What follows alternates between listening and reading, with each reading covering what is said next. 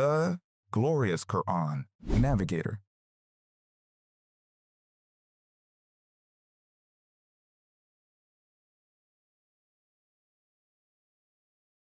পরম করুণাময় অসীম দয়ালু আল্লাহর নামে আরম্ভ করছি। মহাকালের শপথ। নিশ্চয়ই মানুষ ক্ষতির মধ্যে রয়েছে, কিন্তু তারা নয় যারা ঈমান আনে ও সৎ কাজ করে এবং পরস্পরকে সত্যের উপদেশ দেয় ও ধৈর্য ধারণে পরস্পরকে উদ্বুদ্ধ করে।